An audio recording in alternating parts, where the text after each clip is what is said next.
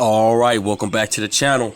So, Floyd Mayweather says a couple things on why the Kambosos fight has not happened with Gervonta Tank Davis. And Gervonta Tank Davis says that he was willing to fight Kambosos, but Floyd Mayweather and Gervonta Tank Davis says, look, I don't want anything to do with those belts. I'm going to break it down for y'all. Let's talk about it in this.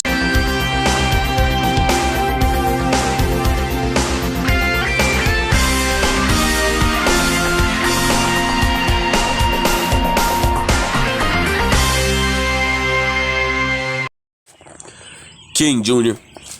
got another video for y'all. Please sure that you like and subscribe to the channel to get all your latest boxing news. Doing the best I can to keep the boxing news rolling. With that being said, it looks like that we have some reasons why Gervonta Tank Davis doesn't want to fight Kambosos, and Floyd Mayweather had his take on the whole situation. But Gervonta Tank Davis stated that he'll fight Kambosos, but he just don't want them belts. And Kambosos was looking to get a big bag from Gervonta Tank Davis, and Floyd Mayweather was like, "Oh, we ain't going to Australia to fight this dude because they're going to charge us sanction body fees and all this other stuff." But with that being said, I have to agree with Floyd Mayweather on this. I think that the WBC, WBA, WBO, and IBF, they're all causing confusion. Now, the IBF is kind of one of the best sanctioned bodies if you want to compete and really get a title. I think the IBF route is the way to go. But with the WBC, WBO, and WBA, we seen some stuff that was kind of shady. I'm going to start with the WBA. The WBA had, if you guys seen that, this fight was last year between Gabriel Mastery and Mikhail Fox. And we seen this fight last year between the two. And it was clearly a huge robbery. And a lot of the boxing fans felt like that Gabriel Mastery did not win that fight between Mikhail Fox and stuff like that. With that being said, the WBA has been cricket since then. We guys remember a while back that the WBA didn't want to make the fight between Errol Spence Jr.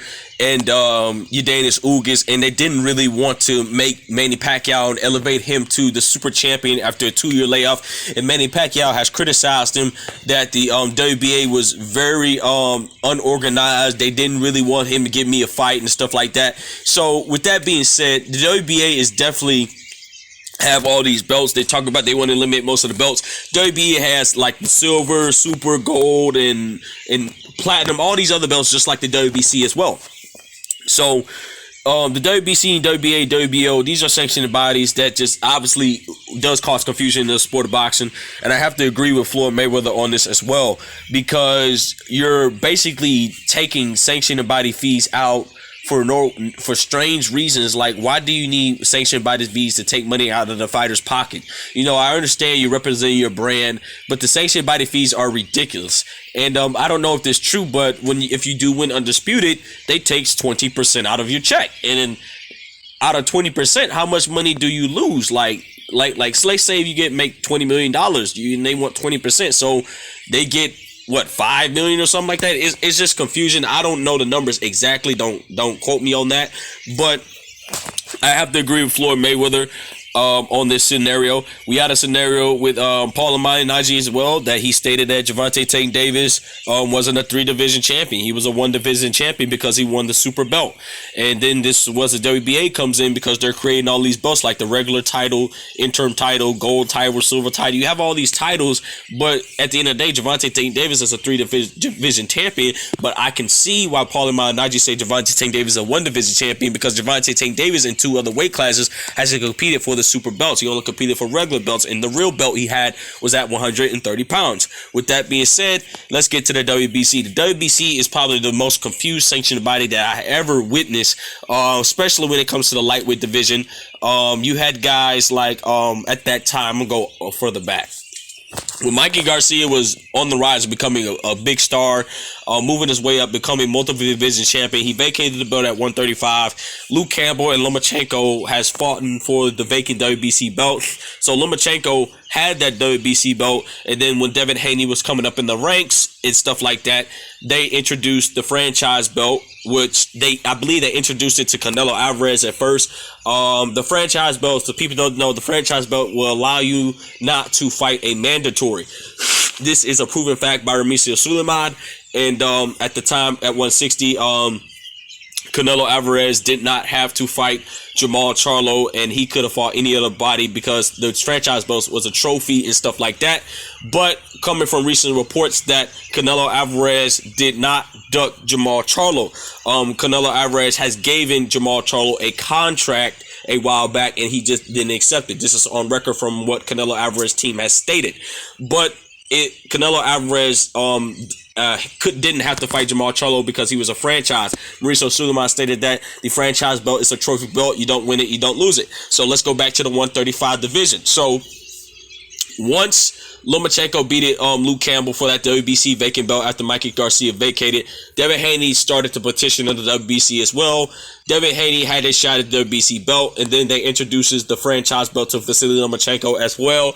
And Vasily Lomachenko vacated the WBA super belt, WBC super belt, and Devin Haney was a mandatory to fight for the vacant WBC belt, which pushed Vasily Lomachenko to the spot to have the franchise belt as well. So when Vasily Lomachenko fought Teofimo Lopez for the WBA, I believe, the WBA, the WBO, and the IBF and stuff like that. The IBF, I meant. When he had petitioned for the, not petitioned for it, I'm sorry guys, I'm confused for myself. When he had fought Teofimo Lopez for those other belts as well, Vasily Lomachenko, apparently he lost the franchise belt as well. And Teofimo Lopez, they said Teofimo Lopez petitioned for the franchise belt, and then they want to came back and say we didn't petition for the franchise belt. And this is where it gets tricky. They said that you can't win or lose the franchise belt, but when Teofimo Lopez fought George Kambosos Jr., Vasily Lomachenko fought Teofimo Lopez won the franchise belt, and Vasily Lomachenko lost the franchise belt. And when Teofimo Lopez faced Kambosos as well, what belt that Kambosos was having was the WBC belt. So it was not it must not have been the super belt, because the super belt, Devin Haney has the WBC super belt, and Mauricio Suleiman wants to flip flop and make up a fake name that Devin Haney was a pride champion, have a pride champion belt. Then these other guys start running around saying he was an email champion and stuff like that. So George Kambosos Jr., we don't know if he petitioned for the franchise belt or not, but he seems to have the franchise belt. So the WBC says that you can't win or lose his belt, but it seems the belt went from Lomachenko to Teofimo Lopez. Now it went to George Kambosos Jr., with George Kambosos Jr.